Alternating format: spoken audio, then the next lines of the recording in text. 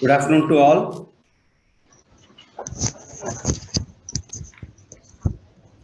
Good afternoon, sir. Welcome to the 19th Indo-US Economic Summit of the Indo-American Chamber of Commerce. We are conducting this seminar on the occasion of 75 years of US-India relations, and we are going to have a topic session on food and agri-business, how handholding between India and US generates trillion-dollar industry in agri-business.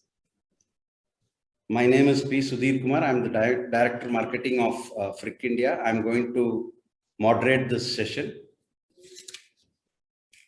I take this opportunity first to welcome the Joint Secretary, Mr. Sanoj Kumar Jha, and also Dr. Lalit Basin and Mr. Ron Verdonk, and also my fellow speakers, Mr. Chandran Tambi, Mr. M. Krishna, Mr. Chirag Jain, Mr. Rajnikant Rai, Ms. Pallavi Upadhyaya, Mr. Ravin Kumar Sivalingam, and Mr. Ron Verdonk.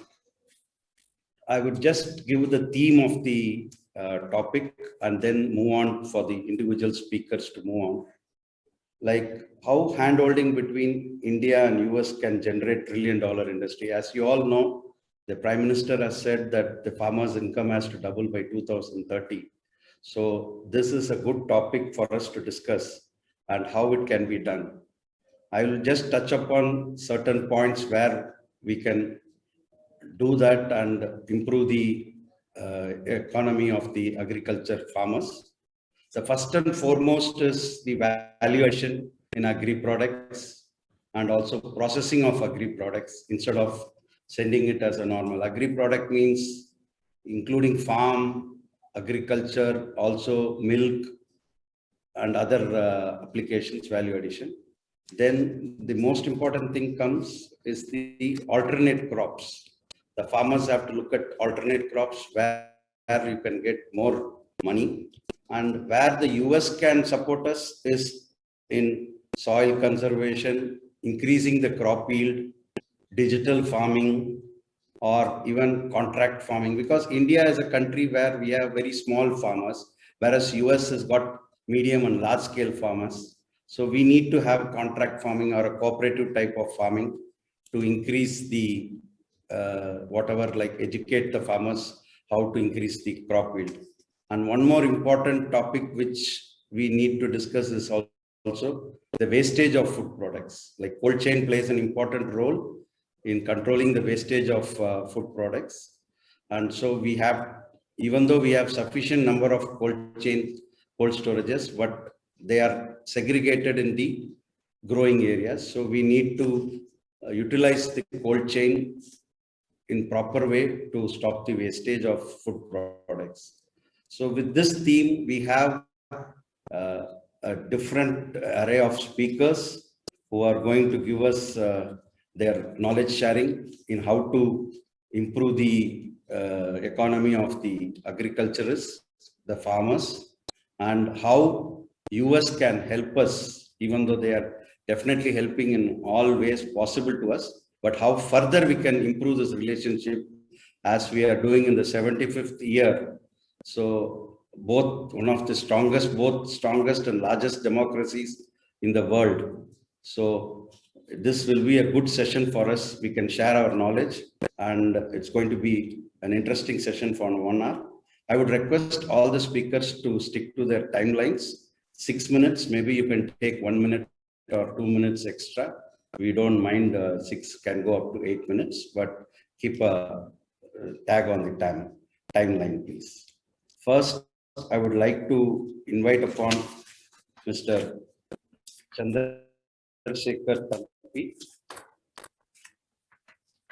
Mr. Chandrasekhar Tampi is a member of Kochar and Company. He has focused on public and private M&A, cross-border and domestic investment, and he has represented many renowned multinational and Indian companies in their cross-border and domestic mergers and acquisitions. transactions. He does legal due diligence and drafting and reviewing transaction documents. The field is open to Mr. Chandrasekhar Tampi. Good afternoon, everybody, and a warm welcome once again to all of you. I was supposed to be here more as a listener because all of you either are practitioners or regulators. But now that I'm a speaker, I have very little choice but to speak. I am an M&A lawyer by practice and training, and my interest in agriculture is on account of the policy and regulatory work that I do in the firm. Without much ado, I can start. There are the two incidents that come to my mind as a student of history, where we see the historic cooperation between the United States of America and India. One, of course, was before the formation of the United States, when a group of men disguised as Native Americans boarded certain ships at the Boston Harbor and dumped about 342 chests of tea into water. The tea came from China, of course, but the India connection was the British East Indian Company, which was ruling parts of India at that point in time.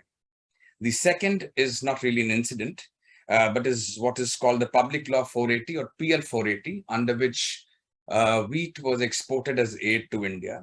Interestingly, a certain part of it was paid back by the government of that time by sending books to various US public libraries and the Congressional Library. But this is significant from the standpoint of food processing, because what it did was in the rice-eating parts of extreme South India, it helped in popularizing wheat. And it led to the popularization of something called the Malabar Parota, which is one of the few rare Indian flatbreads to be packed, sold, and exported. An absolutely unintentional, unforeseeable, albeit a welcome consequence of bilateral cooperation. Now, why do I refer to these two incidents? Because the first is about preferential tariff, domestic enterprise, and protectionism, and we can to a certain extent draw parallels from the present. The second is, of course, bilateral trade and cooperation, strengthening strategic relationship between the two countries. Of course, the latter did not lead to any constructive engagement between our two countries, but then that's history. Now, back to the present, the importance of processed food in the consumer basket has increased significantly over the years. With higher income, urbanization, demographic shifts, improved transportation, and changed consumer perceptions regarding quality and safety, food consumption patterns have changed over the years, and India is no exception to that. And it's also very significant because food processing can be a driver in a number of areas. For instance, with the increase in demand for processed food items set to increase in the coming years, it will provide an opportunity for greater value addition, lower wastages, and alternative employment opportunities. Something very interesting came up when I was reading on this. It says that the slow pace of urbanization and low labor force participation of women have resulted in the preference of fresh foods at an all-India level. Empirical studies have indicated all over South Asia that as more and more women would enter the workforce, consumption of processed food increases. The effect of the pandemic and the consequent lockdown has also had an impact on the consumption of food with longer shelf life. Apart from price competitiveness, quality standards also affect the exportability. With consumers becoming quality conscious, demand for these commodities are also on the rise across the world. So it is an important driver, as I see, in the larger scale of agri-based industries. While the outlook is, of course, optimistic, there are challenges that abound. A lot has been written about it, including the ministry itself, which has come out with a few points on what is the lag. And I'll, of course, refrain from repeating all of that for the sake of brevity, but to encapsulate, there are challenges at the farm level, at the distribution level, and the consumer level. At the first level, there is seasonality of operation, there's low capacity expansion and utilization. At the distribution level, there is inadequate primary processing, storage, and distribution facilities. There is an institutional gap in the supply chain. For instance, there is a whole lot of dependence on the APMC market. At the consumer level, there is a lack of focus on quality and safety standards, and a reliance on, especially in rural and semi-urban areas, on traditional consumption habits. In addition, there is a number of legal issues with respect to size of landholding, limited capital. There used to be lack of FDI earlier. there is limited capital, there is non-enforceability of contract farming, there's procurement intervention by government agencies, there is the MSP policy, there are restrictions on storage of food grains, movement, etc. So all of these things have combined to create a sort of a unique challenge in this sector. It's multifarious because there are different agencies involved in all of these. The government did try to rid certain of these policy issues by the introduction of the 3 farm laws, but of course that's history. The gap in foreign investment was sought to be addressed by allowing FDI under automatic route in food processing. Standardization, quality control has been brought into it by food standard laws. So there are a lot of improvements. There is the development of integrated food chain, product-linked incentive schemes that are coming up. There's microprocessing scheme, food safety and standardization. So all of these things together lead to an optimistic outlook. But where does United States figure in all of this? United States is one of the largest agricultural superpower when it comes not only to production, but to distribution and R&D. Now, if we look at the imports from US from between 1990 and 2000, the big 4, which is tree nuts, cotton, fresh fruits, and pulses, have risen in composition from 50% to 68% of the total US agricultural exports to India. If you look at trade data, the US products, especially high-value consumer-oriented products, can do so well in India once there is access. So what is the issue? A key limiting growth is the challenging area of policy, technical, regulatory, and tariff barriers, is what the United States says. And in this regard, they give examples of soybeans and grains, which have an impact on not only food security, but also employment. And these are withheld, according to them, on account of GMO issues, excessive phytosanitary import requirements, and high tariff. The other example that they talk about is the non-clarity of legislation, because in India, we are already importing ethanol from the United States for industrial purposes, but we are not allowed, but the US is not allowed to export ethanol to be blended with gasoline for automatic fuel. Now, if you look at India's recent reforms of legacy policies, then the tightly regulated domestic markets are slowly opening up, and this will improve negotiation between the two countries as long as bilateral trade is concerned. Secondly, as Mr. Sudhir said, about the high degree of wastage in agricultural production as well as transportation, there is a high degree of wastage, and the Indian market can provide significant new investment opportunities for the US companies in cold chain transportation, logistics, and frozen food. Then the next is with improvements in contract farming, India could become a cost-effective strategic supplier to US for key foods, thereby creating additional food supply channels for US markets and benefiting Indian farmers. In return, US firms can help India develop value chains for new crops such as sugar beet, etc., to cater to new demands of the growing middle class. Then the US agricultural sector also brings with it the expertise in internet and digital innovation to help the growing demand in India for technology, and that can help modernize and streamline several aspects of India's agricultural value chain. Then the on-farm storage model is a good example that India can learn from the US, and these can be replicated in other markets of Asia and Africa. And the US-India cooperation can be truly global. The shift of US investors' sentiments about the scalability of sustainable agriculture comes at a time when there's a change in historical policy of the Indian agriculture, as well as a change in the administration of the United States and the increased strategic ties between the two countries. The conflicts of these developments suggest that the important opportunities for expanding Indo-US agricultural trade could well be on the horizon and closer than one thinks. Thank you very much. Thank you, Mr. Chandrasekhar Thampi, for your insights into the various aspects between the Indo-US trade and legal hurdles and trade barriers, and also interesting anecdotes about Boston Tea parties, etc. Thank you. Nice speaking. You covered a subjects right from processing of foods to legal and trade barriers and other aspects. Thank you. Next, I would like to call upon, we have heard from a legal expert. Now we'll hear from a scientist, food scientist. Dr. M.M. Murali Krishna is a distinguished food scientist with 45 years of experience. He He was formerly the chairman and managing director of Modern Food Industries, and he has wide experience in applications of soya and soya protein ingredients. He has had his academics from CFTRI and Indian Agriculture Research Institute. He is currently the MD of Innovation at GD Foods Manufacturing, TOPS. Welcome, Mr. Dr. Murali Krishna. Thank you very much, Mr. Sudhir Kumar.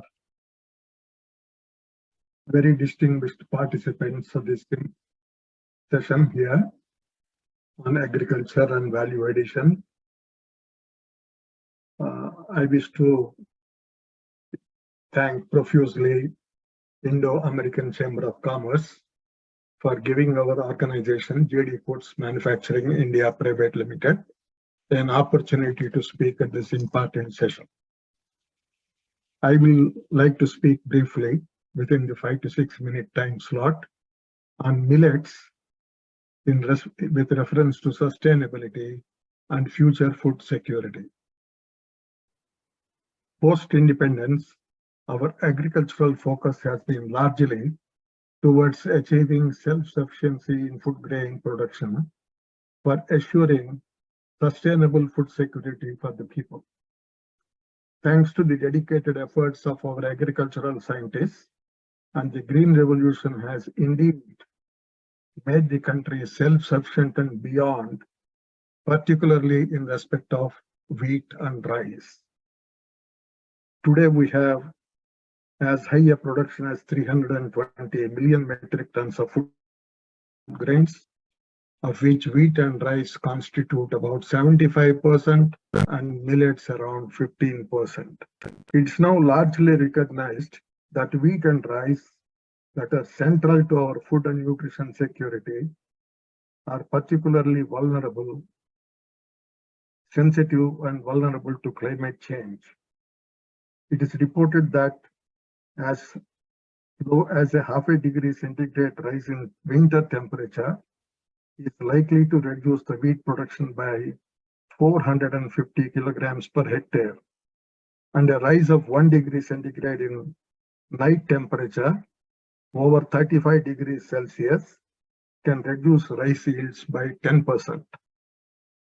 Therefore, it has become imperative, considering the increase in our future food requirements on account of the population growth and other factors, to consider diversification of our food production by introducing more climate resilient food crops like millets.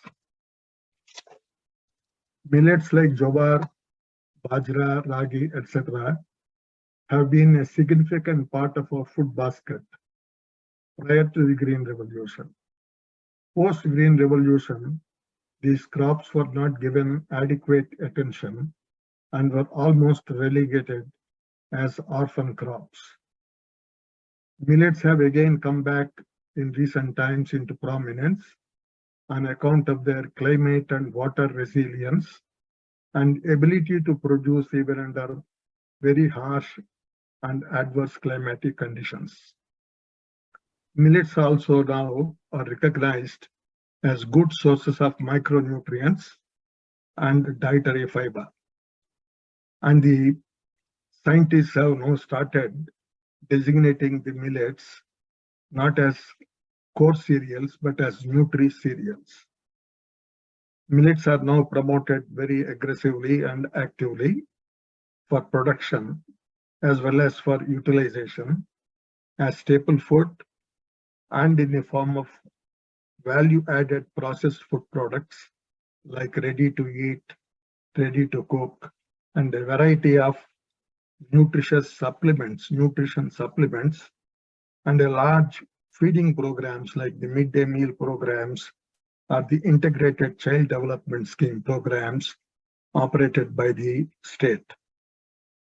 But for enlarging the utilization of millets in such a big way in the food value chain, it will be necessary for us to strengthen the supply side adequately and quickly.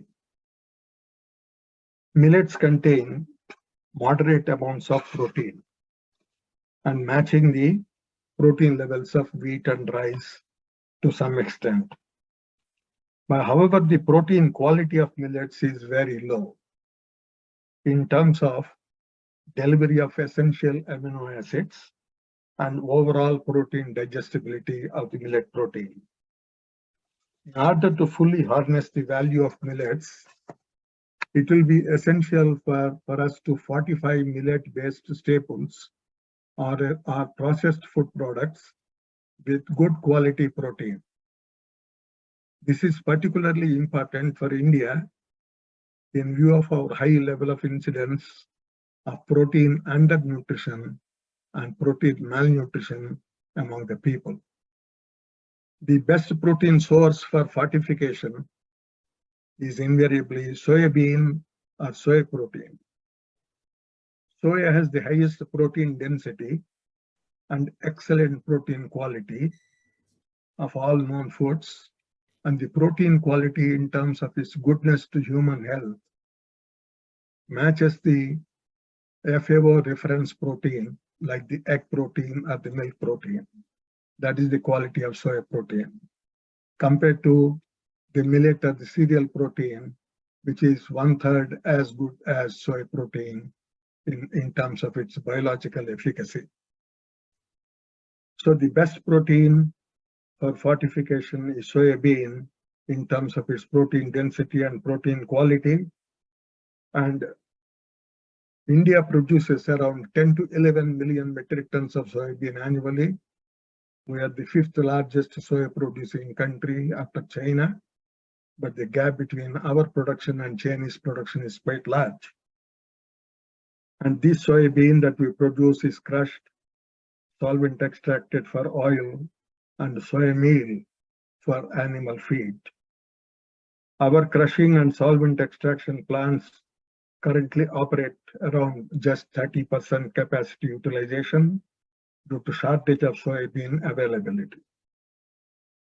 On the other hand, we import 4 to 5 million metric tons of soybean oil annually to bridge the ever-increasing edible oil gap.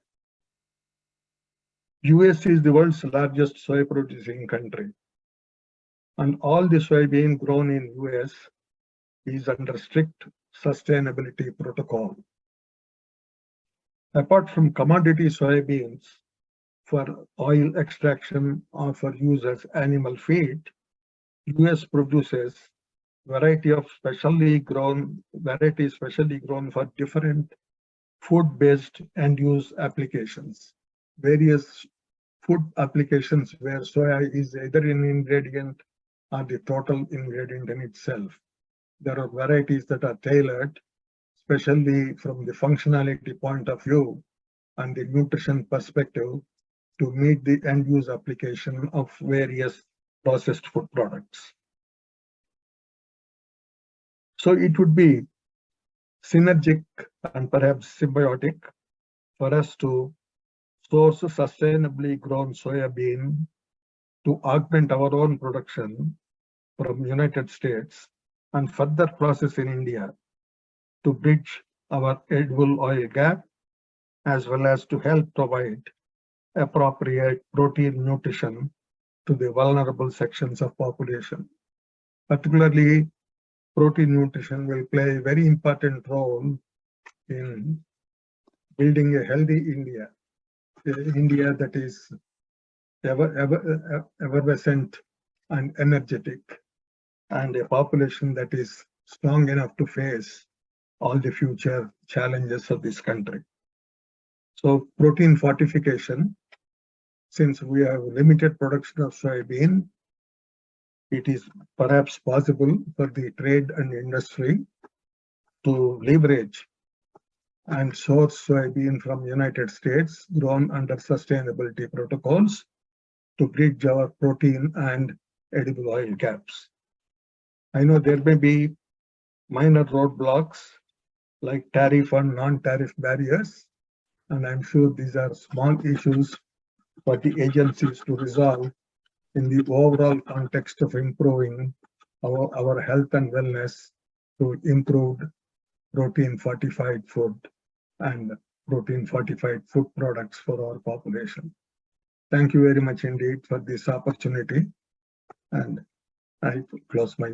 Thank you, Doctor, for your insights into the protein foods like millets and soya bean. As all of us know, US is the largest producer of soya, and we can get a lot of inputs from them. And also, I would like to announce that the next year, India has declared the year of millets. The Agriculture Ministry has declared it 2023 has to be the year of millets. So more emphasis will be on millets agriculture also. Next, we would like to call Mr. Chirag Jain, who is a MBA graduate in Agri-Business and Bachelor's in Food Technology with 12 years experience. He has worked on more than 100 assignments for different food and agri-business fields. Currently, he is the team leader for a flagship program of Ministry of Agriculture and Farmers Welfare. Around 10 lakh farmers will be benefited through this program with the expected investment of 10,000 crores. Let us hear from Mr. Chirag Jain. Thank you, Mr. Sudhir. Thank you, everyone, for sharing this. So, Sudhir ji, can you hear me? Yeah, we are hearing you. Please carry on. Right. I think you have a PowerPoint, right? Yes, I put up the PowerPoint presentation as well. I think you can see my screen. Yes. So largely, I'll just take 5-7 minutes to present the case, but definitely the overall opportunity around this sector are amazing, and that's how the US and India they can collaborate and they can work together in a couple of those opportunities. So how I'll take this up, if you see overall from the standpoint of the set of activities. So we'll talk about the vision, we'll talk about something on the US competency, the Indian scenario, and definitely the areas of collaboration we'll talk about, and definitely the other areas of agri activities which we can leverage together. So when we talk about the overall vision and the current Indian economy being one of the fifth largest Indian economy with about 3.5 trillion as the overall GDP. So, and with a 6% expected growth and current contribution of 20% in agriculture sector overall, there are a couple of themes which the overall country is working towards, and definitely those themes are very important for any ecosystem player to really work with the country. Those are the themes which are very important in nature, which includes crop diversification, which my other fellow partners, they've also informed that crop diversification is an area which is the key important area and segment which various activities around the country are being working on, which include food grains, pulses, oils. Definitely, then the second important segment is around self-sufficient in agriculture. So we have been talking about Atmanirbhar Bharat is another area which is the focus area for the country, and definitely other areas include export promotion, marketing, and branding. Another vision 2030, which has been been talked about for the country, is about to really growing up, doubling almost whatever the growth rate we have, and by 2030 we would be contributing about 25% of the total 5 trillion economy when India would have by 2030. So that's the envision vision for the country. And when we actually going to do that, there could be a couple of areas which would be the focus ones, including the ecosystem, sustainable ecosystem, which include the climate resilient ecosystem, which is a very important part of it, and a couple of other areas. Clusters would be the focus, right? The agriculture cluster would be the focus, and Minister of Food Processing, Minister of Agriculture, and various other activities around the government are working around the agriculture clusters only. Then sustainable achievement, a sustainable economic development of the overall activity when we talk about. Further, when we see the Indian scenario and the US partnership, you would be seeing that US is one of the key partner for us in terms of exports, right? About more than $4.7 billion of exports on agri side, we have been doing, and larger the commodities would be talking about non-basmati, processed food, cereal preparation, maize, a couple of those. And when we talk about the growth from the last couple of years of 5 years CAGR, floriculture is the largest, growth rate has been achieved in the floriculture segment in the Indo-US trade, followed by processed vegetables, pulses, milk products, gherkins, and processed juices, honey, and cereal preparation are other key segments which are very important and are being highlighted in this overall segment. So when we if we see the overall ecosystem, there has been significant area where already Indo-US partnership is working, but we need to take that up. And those are the themes, which I talked about in terms of self-sufficiency, in terms of the branding, the exports, and a couple of those areas where the partnership would further strengthen. Another important area is about the innovative areas and the startups which are currently working in the country, and how they can really leverage around this overall area. So a significant number, more than 600 plus startups, agri startups working very well, are the possible areas of together working around this initiative. Now, we also wanted to understand the US competency, right? So that the collaboration, when it has to happen, it has to be more stronger. So there are greenhouses and polyhouses are the areas. There is a highly organic food segment is another area where they're investing hugely. Then in terms of drone is another area where there were huge investment which eventually going in that sector from the US perspective. Then branding is another area. Then overall R&D is another important segment. So if we talk about the ecosystem around this, there are 4 areas which eventually come out very obvious for the overall US competency perspective, which include the food processing and the value addition infrastructure. So you take any large corporate name, and they have been known for their value addition and new product segments. Then production segment is another area which the overall the country is wanted to work upon, and they're really looking forward for some collaboration is another area. And definitely in terms of the logistics, marketing, and the branding part of it is another segment which is being focused upon. How we can really take that up, we understand there is a US competency which is there, there is an Indian needs, and potential the government of India schemes which are the focus areas, and how they've been really working upon, which includes a value chain accelerator. So whatever the talking terms, when we talk about the segments of honey, when we talk about the segments of floriculture, when we talk about some of the areas of fruits and vegetable horticulture. So there is a need of value chain accelerators, right? So each commodity, it's each value chain being run by value chain accelerators, and these value chain accelerators should have a partnership, both on the India side as well as US side. And definitely, various schemes are already aligned with these value chain accelerators. So this would be the overall focus while we talk about, because each activity should be run around a value chain, and that's how the focus would be. Then there would be a policy advocacy around those activity, and definitely the export import trade which has to happen together. There are various programs which government of India and as well as various ministries have already been working on, and I've just listed some of those programs, which includes Mission on Integrated Development Horticulture, Cluster Development Program. APIDA has Agriculture Export Policy, Agriculture Infrastructure Fund, Operation Greens scheme of Minister of Food Processing Industries, and definitely the FPO program also, which all can be leveraged together for these partnerships and activities which we listed. So what are the opportunities of collaboration? Basis the strength of both the sides, farm machinery, the technology transfer and adoption, R&D, and global best practices, another area. Infrastructure, which includes the cold chain. My fellow partners have also talked about food processing segment, the innovative ideas, new product makes new innovative products is another area. And definitely innovative service like farming as a service, FAST, is something, is an area which has been talked about, and smarter value chain through which are climate resilient is another area which it can be worked upon. The following could be the action point, which could be the bilateral trade, which has to work together, then supported by the policy framework to really ensure that whatever has been identified as a USA perspective, including non-BT soybean or non-BT corn, apples, almonds, which US has a strength. India has its own perspective around shrimp, processed food, mango, honey. So all those has to, when jointly work together, there are a couple of policy activity which has to go hand in hand and to really address those points and engage and invest, right? Both the agencies, both the parties, the countries have through various consortium and the associations have to invest, engage together and invest in those areas. Some of them are already highlighted and there could be other areas which can be further built upon.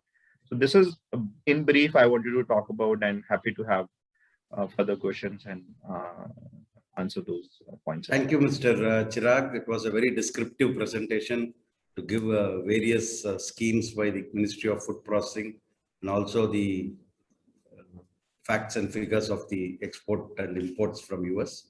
And it was an interesting aspect that you said floriculture. I would just like to know which flower is being exported. So in fact, if you talk about major segment around floriculture, the major J&K has been the key exporter of those flowers from there. And it has been very, the recent growth which has happened, because 3-4 years back, there was nothing, which used to be exported. But now Jammu and Kashmir as a region, a lot of exports being happening, followed by West Bengal and a couple of those areas. Thank you. Thank you. That was an interesting aspect which came to my knowledge now. Next, I would like to call upon Mr. Rajnikant Rai. Rajnikant Rai is the Divisional Chief Executive of ITC's Agri-Business. In his long stint in the company, Rai has held various leadership roles in Agri-Business. Mr. Rajnikant Rai is a graduate in economics and holds a PG diploma in international business management. He is an executive committee member of several industry bodies. And of course, he was the national head of the path-breaking Each of All project also, which is one of the innovative projects which happened in India. Welcome, Mr. Rajnikant. Thank you very much, Mr. Sudhir, and good afternoon to everyone. I'll just share my presentation.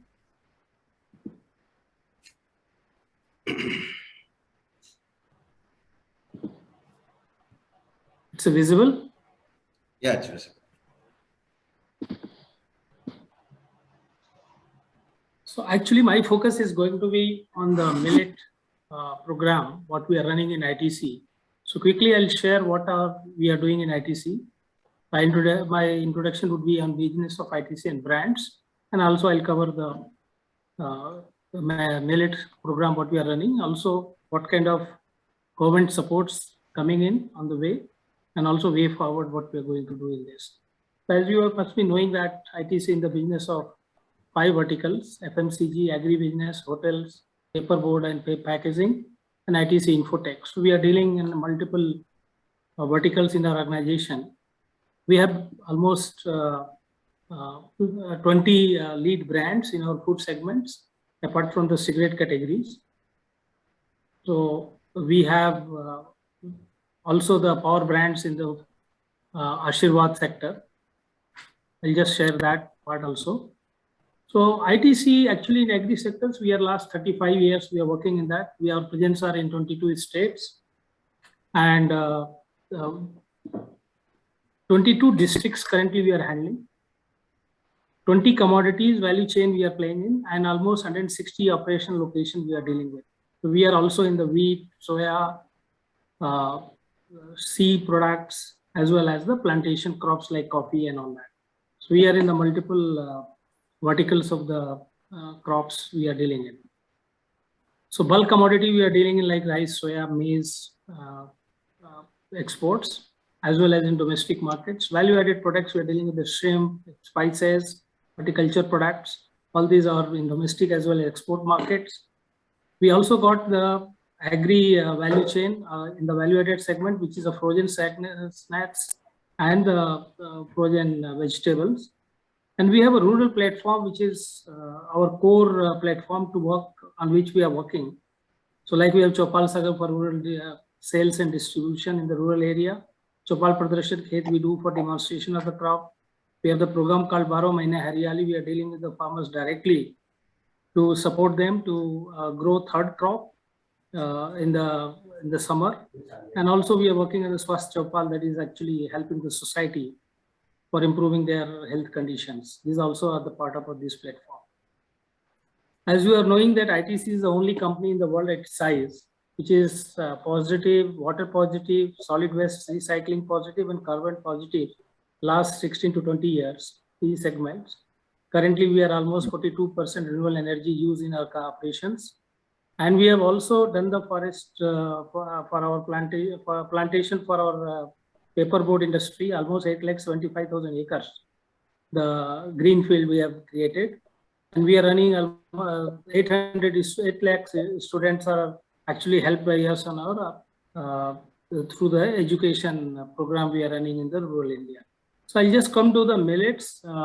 Millets, you know, traditionally has been the staple category food for the Indian community, much before the green revolution come in India and before wheat started coming in from the US for the PL480 and all that.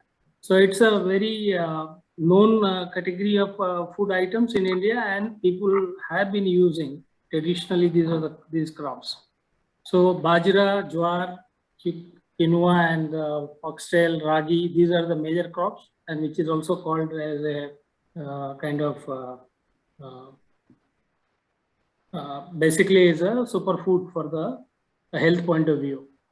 So if you take the millet in global and Indian scenario, India is one of the largest producer. The global production is almost 317 lakh metric tons globally get produced, almost 31 million tons. And India is one of the top, 13.2 million tons get produced in India. And the top exporters, if you see, India is the 4th position. It's a very small quantity, 58,000 metric ton only get exported. Whereas Ukraine and all that, they're exporting more than 1 lakh tons of millets category. So this is one area where we have to focus beyond the boundary of India. How can we popularize this category to the international markets? It's of course it's growing around 4.5% annually, and today global market size is almost $11 billion. So we need to find out how we can expand this category to the global market. If you see the production in India last 5-6 years has been around 10 million to 13 million kind of crop, and the price like lately last 4-5 years the prices of jowar bajra also has gone up, which was ruling around 11 rupees, 9 rupees, 10 rupees before 2018 and all that. Now it is in the bracket of 20,000, 24,000 and 25,000 rupees.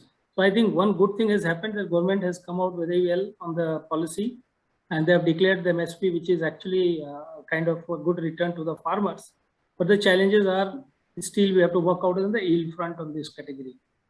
So what we believe that this crop, almost 9-10 kind of millets grown across the country, and every climatic zone have its own specialty and the kind of crop possible to grow out of the all millet basket. So India is the only country which produces almost all the millets.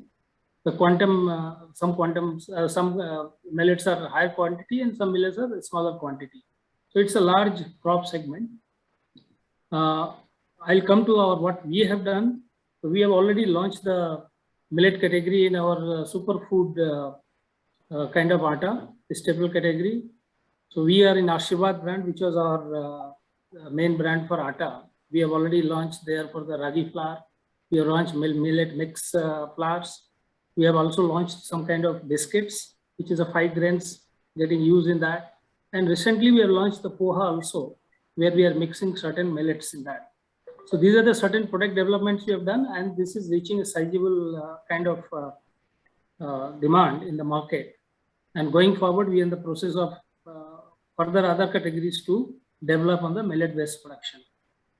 We do a lot of ground level kind of handholding with the farmers. We are transferring the technology. We are involved into the varietal developments with the Hyderabad Research Center, and we are taking it on the ground. We have also given some machinery to the producer groups, farmers producer groups, ladies group to do the hulling, de-hulling at the village level itself, so that the economic activity can grow and they can get the kind of income increase in their operations. And I can give you the example like 24 rupees kg bajra.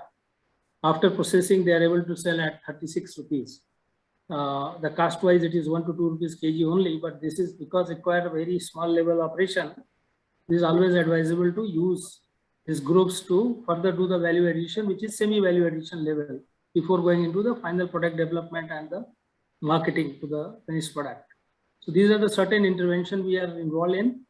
We have also, government has come out with many supports on this, like when the National Year of Millets was 2018 in India, the government is focusing now global millet year for 2023, and many schemes has been launched by different state governments, and now it is working on the ground. But a lot of other areas where we need to collaborate with the private sector and the government agencies, including the research as well as the technology development sector.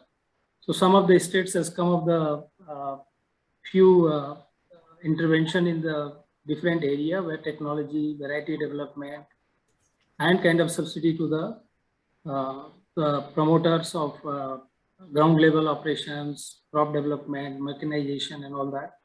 Like Maharashtra has come up with a 10 lakhs rupees subsidy to the farmers if they are creating the packaging unit at the farm level. Some other states are giving some other kind of support.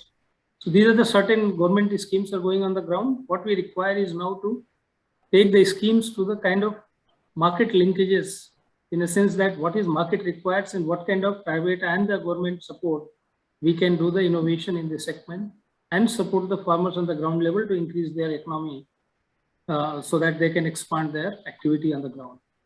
So way forward, my suggestion would be that production and the sourcing area, what we need to build the seed hubs, which can have the higher yielding and pest resistance variety. Post harvest value creation through the economy of scale segregation, the model of hub creation, where it can be clustered around to the production zone, and it can be segregated at the source so that the cost of multiple handling can be avoided. So this is one area. Second area, I think, require very clear processing interventions where there is a standardization of practices, because it's a very small scale at the every village level or every cluster level, there are different practices getting adopted. And varieties also state-wise, very different varieties. So what we require, there is a standardized, we can transfer the technology, we can standardize the practices on the ground. Also, some kind of investment into infrastructure, land storage, R&D, that is what critical, as has been mentioned earlier speakers also. This is what we require. And the technology transfer to the rural folks so that on the ground it can be implemented well at the much lower cost. So, and the last one is the marketing. So what we require is the global market for this, because in India, if you want to increase the consumption globally, depending on the kind of products requirements, we require since this meeting focuses with the American market also. So we can look at it, how we can develop the market in US.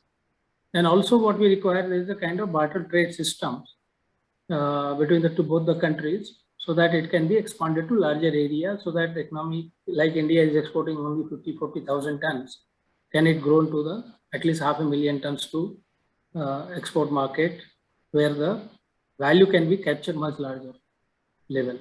These are the few suggestions we want to have, and we'll take it forward depending on how further progress is happening and how the government is focusing on this. Thank you, Mr. Rajnikant. Thank you for your presentation, which showed how ITC is developing into millets.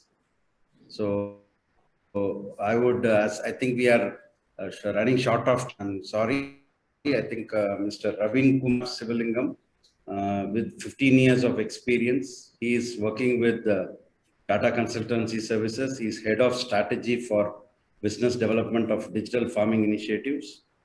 So with the forum is open to Ravin.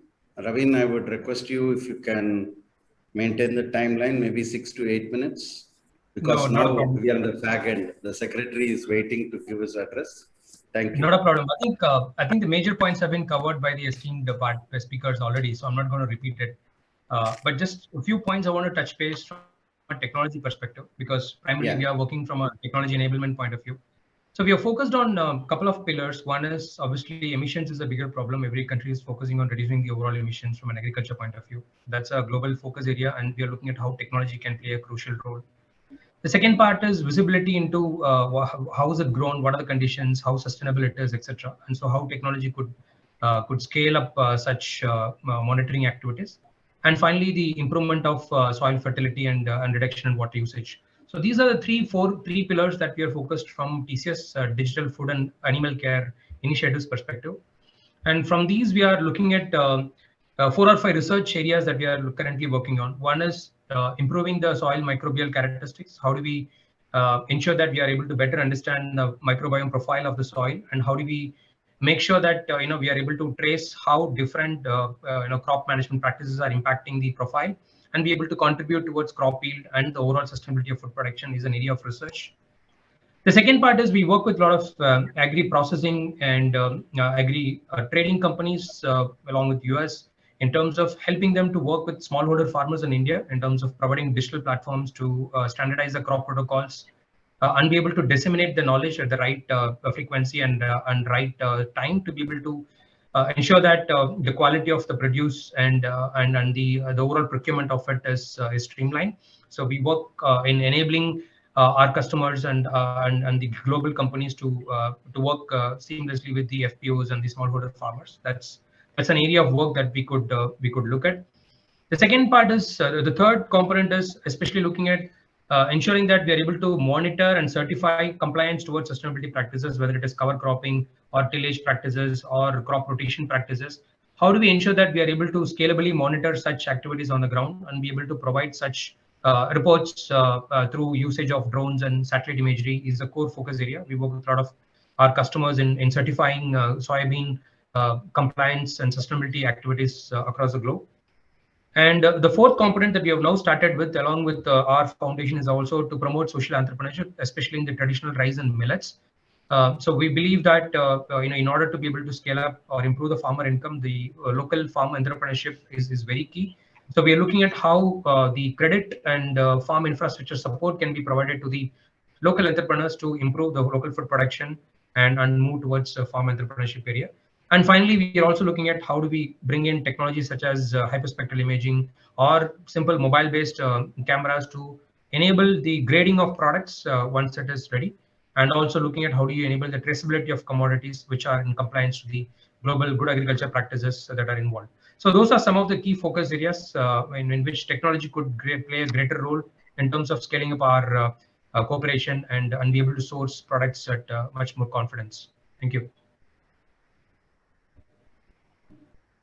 Thank you, Ravin, for your short presentation, but it was really nice to hear that TCS is in agriculture marketing also, agriculture field also, helping the farmers. Next, I would like to call upon Ms. Pallavi Upadhyaya, co-founder and managing director of Sakala Nutrition Private Limited. Ms. Pallavi Upadhyaya is the co-founder of Sakala Nutrition, Millets for Health. They have been working on revival of millets. Millets for Health works with small farmers, NGOs, and farmer producers, companies to encourage cultivation of millets. Apart from sale of millets, Pallavi also works extensively on raising awareness about millets by conducting awareness sessions and cooking workshops. Over to you, Ms. Pallavi. Thank you so much, sir. Can you hear me? Yeah, we can hear you. It's my pleasure to be here today, and I'm thankful to Indo-American Chamber of Commerce for inviting our company here today to speak on the topic of millets. I am humbled to speak after Dr. Murali Krishna and Sri Rajnikant Raiji, who also spoke on millets. I am just going to share our experience from the perspective of an SME working on millets. We've been doing this since 2016, and we've been doing the work with farmers from 2006-07 onwards. So I'll just share something from my perspective. Of course, we've all been introduced to millets by previous speakers, but I'll just do a quick recap. So millets they're a family of small grains, and they were staple in many parts of India and are now seeing a revival in the past few years. All millets are gluten-free. They are high in fiber. They are high nutrition and alkaline grains. So being alkaline is something which is very specific to millets. All the other grains are slightly acidic in nature.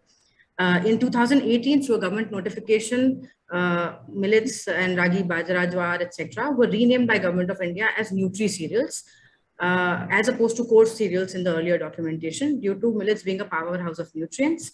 This was also to remove the perception that they are inferior to wheat and rice in any way, and in fact to promote the thought that the benefits from millets are larger. At the behest of the Government of India, United Nations has declared 2023 to be the International Year of Millets. So next year we are seeing the UN International Year of Millets, and of course there's a lot of activity and buzz and work happening around it already. Why are we talking about millets? Why should we be consuming millets? Millets are not just, one is that we're talking about them being a nutrient powerhouse. In the past few years, several studies have come out which are talking about the positive effects of millets on iron deficient anemia, on cardiovascular diseases, on blood pressure, growth of children being up to 50% more on a millet-based diet. So, we are seeing that from all the positive nutrient-rich qualities that they have, there's now scientific empirical evidence that millets do contribute to good health for everyone. But they're also climate resilient crops. They grow in all types of agroclimatic conditions and poor soils. So they are also an answer to livelihood and food security in the increasing climate change scenario of today. So millets contribute to food security, nutritional security, safety from diseases, and economic security for farmers. This is just a quick snapshot of the nutritional profile of millets. We can see in terms of fiber, in terms of proteins, B vitamins, iron, millets, they rank much higher as compared to wheat or polished paddy rice, and the health benefits are immense. So just a quick overview of the millet sector in India. India's production, this is in 21-22, the quantity was 17.26 million metric tons. Our world ranking in production is the highest. The last year, the export was 0.09 million metric tons. So the valuation of this was at 226 crores. Our world ranking in exports is the second. Our major export destinations are Nepal, UAE, Saudi Arabia, Libya, and Tunisia. Despite of being the largest producer of millets, we only share 7% share in global export of millets. There is, looking at the key issues and opportunities specifically with the millet sector in India, and of course, from an export-oriented point of view. So the shift in the export market is from commodities to more of value-added products. From India, the largest exported millet is bajra, which is pearl millet. Bajra is mostly consumed for bird feed or animal feed, so that that contributes to a large proportion of the export. India has, apart from bajra, India has a variety of highly nutritious millets like foxtail, barnyard, and the millet diversity and versatility of India can be a huge advantage for us. There is a growing demand for millet value-added products from several countries because of their gluten-free, vegan, and plant-based properties. And there is a great potential to make value-added products like noodles, cookies, etc. There is, of course, globally in India, in US and globally, there's a trend towards healthy eating. The past few years of COVID-19 have shown us that healthy food, healthy eating has a very strong impact on overall health, immunity, etc. Even diseases such as diabetes, cardiovascular disorders, obesity are on the rise due to poor eating choices and lifestyle. Celiac disease and gluten intolerances are on the rise, not just in India, but in several countries. There's an opportunity here where increased public awareness of the health benefits associated with consuming millets can lead to an increase in millet demand in both Indian and USA markets. We are already seeing this happen in India because slowly but surely people are becoming more and more aware about the health benefits. In the US also, we've seen recently, in fact, just this year, a few months ago, sorghum, which is one of the millets, has been added to the USDA food buying guide for child nutrition programs. And food service operators, directors there mostly use the buying guide to rely on the menu plan and ingredients for school canteens. So this is a very, very welcome initiative that has happened. Indian diaspora in the US is increasingly becoming aware of the millet benefits, and there is definitely an increasing demand for millets in the US. How our company has been working on millets in the Indian market so far. So when we started marketing millets in 2016, our work with farmers has been, prior to that, but we wanted the farmers to find markets. So our first step was to find if there were any already existing consumers there. So in the early years, we targeted organic food consumers, people searching for healthy alternatives, people looking for disease reversal, diabetes and other disorders, and parents of children on the autism spectrum and attention deficit hyperactivity disorders, because these children are supposed to go on a gluten-free and a casein-free diet. Millets, because of their nutrient diversity and being gluten-free, are a very good choice for these kind of children. When we started selling millets, we couldn't sell millets in isolation. So we had to start sharing benefits, talking to people. Of course, now there is a lot of work happening around that. But back when we started, we were few of the people who were talking about this. So, and we realized just sharing about the benefits was not enough unless people knew how to really incorporate these millets back in their diet. So we did cooking workshops and awareness sessions. Now, of course, we have a big program where we have an e-learning course where people learn about cooking with millets, and we do live sessions, etc. We also did brunches, meals, a lot of things. Of course, this is at a smaller scale, but these kind of things we feel they really tend to have a very lasting impact on people and a very sustainable dietary change. Ms. Pallavi, sorry to interrupt. We Yes, are running short of time. Just 2 minutes more. So yeah, 2 minutes. So we've also trained chefs in restaurants, and we have continued to work with several restaurants to curate millet menus. We have a wide range of millet-based products. We have almost 65 products that we are working with on millets. These are just some of them: jawar noodles, pasta, sorghum pops, khichdi, breads, papad, etc. Some of the lessons that we need to learn is increasing awareness about the health benefits of millets is critical if we are to see sustained demand. Consumers should know how to cook and use millets. And most important for the market right now is we need to have ready to eat and easy to cook products for the consumers. Some of the places where I feel that there can be some sort of a collaboration and learning is collaborative evidence-based research and studies on health benefits. Tasting and feeding trials can be done for millets, product sampling and market testing. Support in setting up a distribution chain for millets to help with market entry for entrepreneurs, trade exhibitions and promotion with a special focus on millets, and to support SMEs which are largely engaged in the millet sector. Thank you very much. If anybody has any further questions, I can be contacted on these details. Thank you, Pallavi, for your showing a lot of photographs during the lunchtime, which is making us hungry. Yeah, I would call upon Mr. Ron Verdonk, the Minister Counselor for Agriculture. Mr. Ron Verdonk began his assignment at US Embassy, New Delhi in January 21. His previous assignments includes Minister Counselor in US Embassy for CO to deliver guest of honor address. Over to you, Ron. Okay, thank you so much, Sudhir. And yeah, this is quite the topic, $1 trillion agribusiness economy or industry. A laudable goal. There's a lot to work on still, but I got to say, India always thinks big. And I want to thank all the other panelists who, in some manner, have really covered most of or touched upon a lot of what I would say. And I really focused my remarks that I prepared on the next 25 years, thinking about the larger theme of 75 years of official India-US relationship, and now looking ahead to the next 25 years. But again, Sudhir, thank you so much for chairing today's panel. To Dr. Vasan and Neelu for the invitation to be a part of today's event. Right, 75 years of bilateral relations since India regained its independence in 1948. The change that has happened over this time in agricultural production and food processing has been, suffice it to say, phenomenal. No question about it. By virtue of the advances in seed technology and better crop production practices, obviously pointing towards the green revolution, India, like the US, has come a long way in terms of improved yields.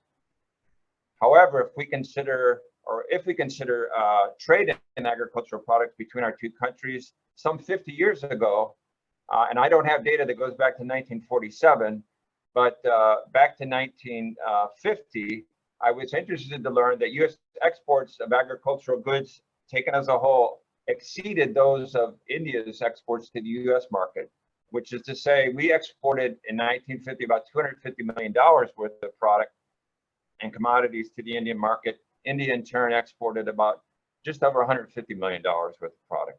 Fast forward to trade in agriculture and food products in 2021 last year, and India now enjoys a sizable surplus approaching $1.3 billion if we just, again, focus on agriculture and food product trade.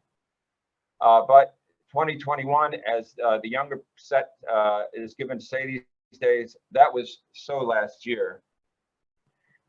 Trying to predict the future and determine where the bilateral relationship in agriculture and food goes is anybody's guess.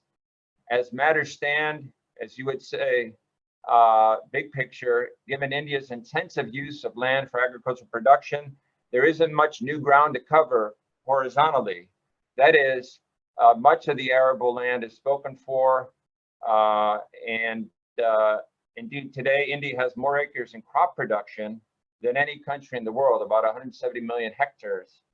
Moreover, from what I understand, about 75% of Indian agricultural land is at least double cropped, with, of course, some percentage being triple cropped, that is, 3 crops in the space of 1 calendar year. In addition, if we look at water use, India is the world's largest groundwater user. So things to be concerned about and thinking about. Meanwhile, as we all know, India will soon be the world's most populous nation.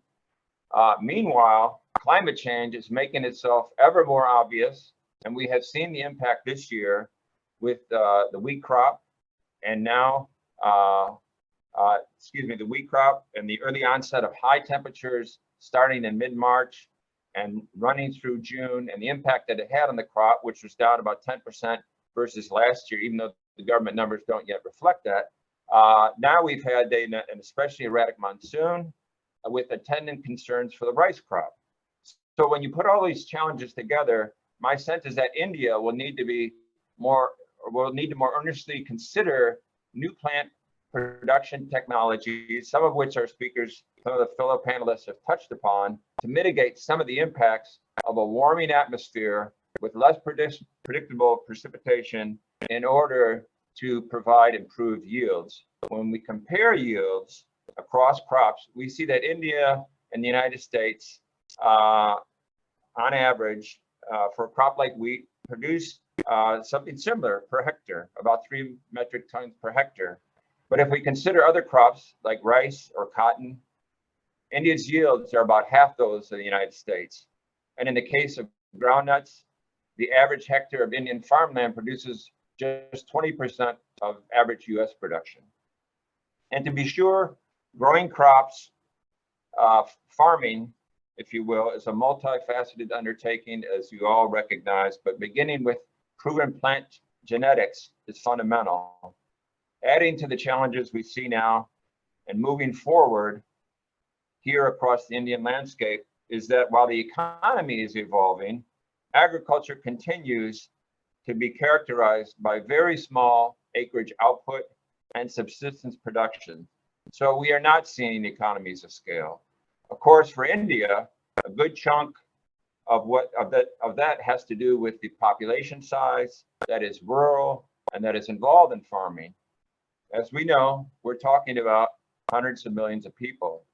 So over time, in the next 25 years and beyond, incorporating more of this population into town and city life and creating the jobs to sustain a significant percentage of these citizens will continue to be a test and a task.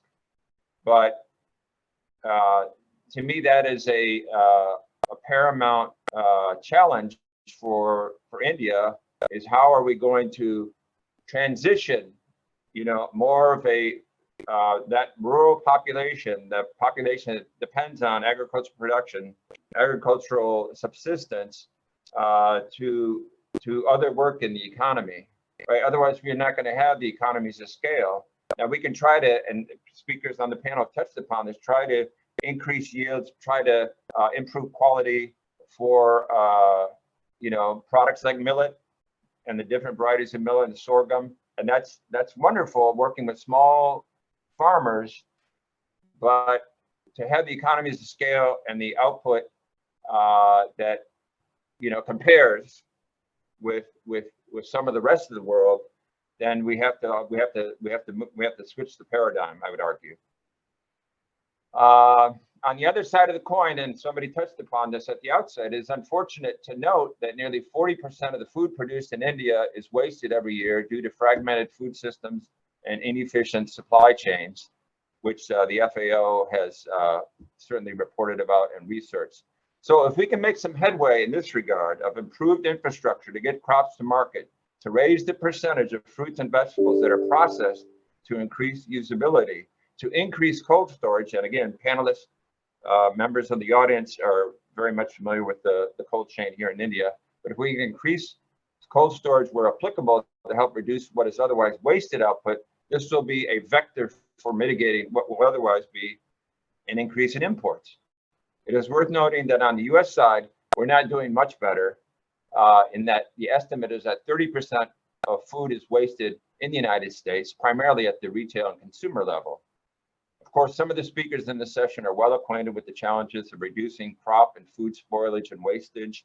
And some of these companies are on the front line working to address these kinds of problems. Certainly, as it has already been touched upon, I think U.S. agribusiness can play a bigger role in raising the efficiency of Indian agriculture and improving marketing of the crops produced. As we are all aware, the U.S. multinationals already play a role in the agriculture and food sectors here. And my expectation is that the United States companies or U.S. companies will continue their significant investments in food and agriculture and will contribute to more productive and efficient supply chains.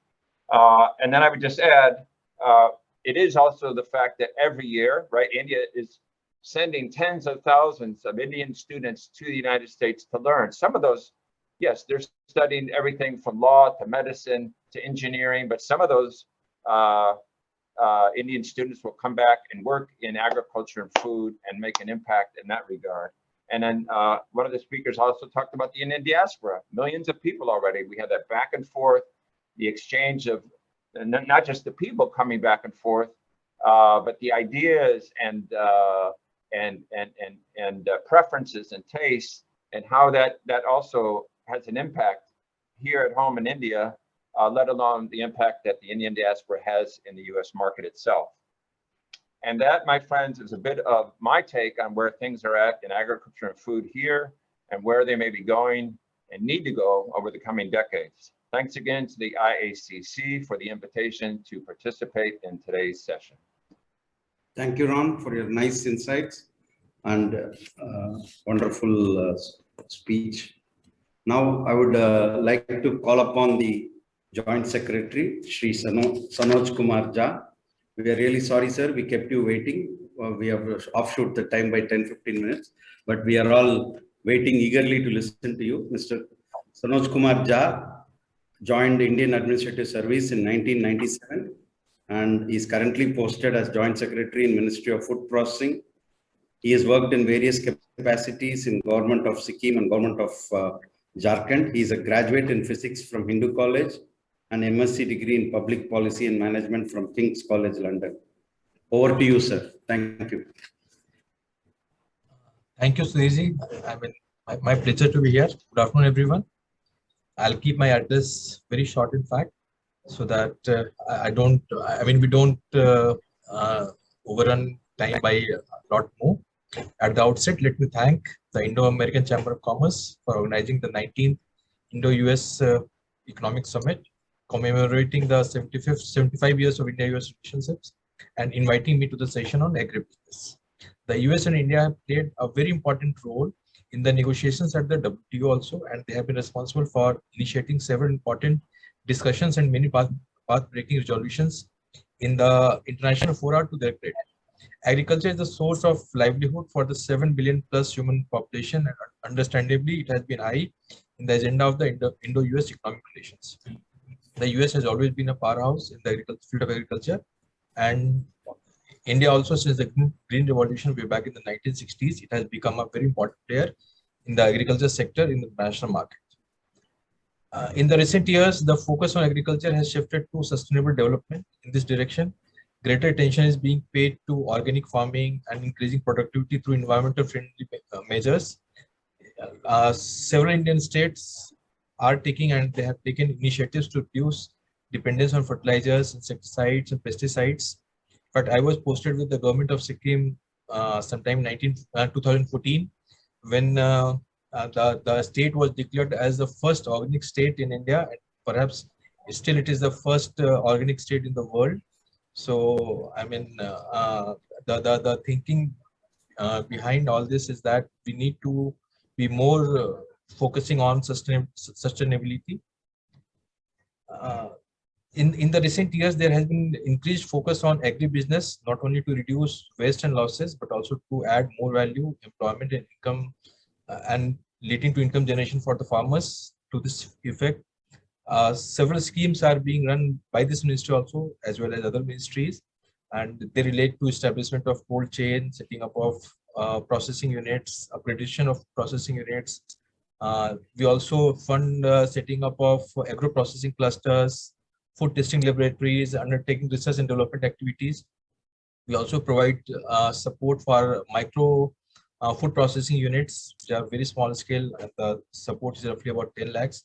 The other ones are in the range of 5 to 10 crores, some are even 15 crores. And we also run the PLI scheme, wherein we provide the incentives based on sales. We had recently floated an expression of interest under 5 schemes that I talked about, and the response has been really overwhelming. In fact, we received about 1,200 applications, and even though the timeline that we had given was only 45 days, and the number of documents that we required was, I mean, quite a lot. It was not little. So in 45 days, getting about 1,200 applications, it only suggests that there is a lot of demand for setting up food processing facilities throughout the country, and the applications have been from all over the country. And it also indicates increased demand for processed food domestically as well as in the international market. I understand that the India-US Knowledge Initiative on Agriculture has played an important role in blending our strength in agriculture and agribusiness for ensuring food security in both countries. It's also a platform for promoting bilateral trade in agriculture and is working on laying down modalities for recognizing Indian regulatory authorities in certifying shipments of Indian products after meeting USDA organic standards. It also facilitates discussion between the two countries on current regulations affecting trade in several agricultural products such as fresh fruits, vegetables, poultry items, dairy items, and almonds. I hope even this step of this India-US Knowledge Initiative will go a long way in promoting Indian domestic industry. I mean, we heard a lot about millets from the previous speakers, what are its positive effects, how it is climate resilient. I'll not get into that. I simply want to inform that this ministry has also taken a few initiatives in promoting millets. Under the production linked incentive scheme, the PLI scheme of the ministry, a separate category has been carved out for incentivizing millet-based products, and the budget outlay is roughly about 800 crores. We had floated the expression of interest for this purpose also, and the response of our industry has been quite enthusiastic. And I mean, we got applications from about 34 firms, including ITC, whom we heard some time back. We are in the process of scrutinizing the applications, and I hope they would be finalized in the next few days. And ministry also intends to hold a mega food event towards end of next year, and the basic theme, I would say the special focus would be on millets. The preparations for the event are underway, and we would soon be declaring, I mean, how we intend to go about it.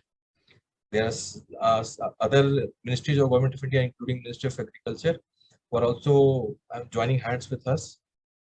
I hope the endeavor of government, of the private sector, of the experts would go a long way in promoting Indian industry and building up relationship between India and the US in the agriculture sector.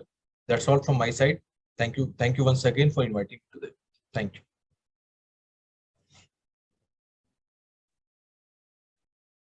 Thank you, sir, for your insights into the various schemes the government is giving and the emphasis on millets from next year.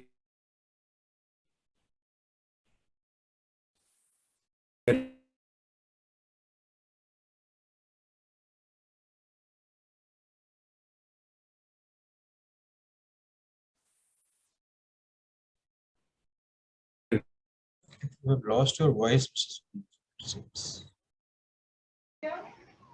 a network problem. I would take this opportunity to propose the thanks also. I would like to thank the Joint Secretary, Mr. Jha. Hello, Mr. Jha, Mr. Ron Verdonk, and Mr. Chandrasekhar Tampi, Mr. Dr. Murli Krishna, Mr. Chirag Jain, Mr. Rajnikant Rai, Ms. Pallavi Upadhyaya, and Mr. Ravin Kumar. And also, I would like to thank the organizers, the IACC, especially Ms. Neelu and her team who have constantly got hold of all the speakers. And thank you very much for giving us the time and giving your wonderful presentations. We'll meet again. Thank you. Thank you. Thank you so much to all the speakers. Thanks for coming. Yeah.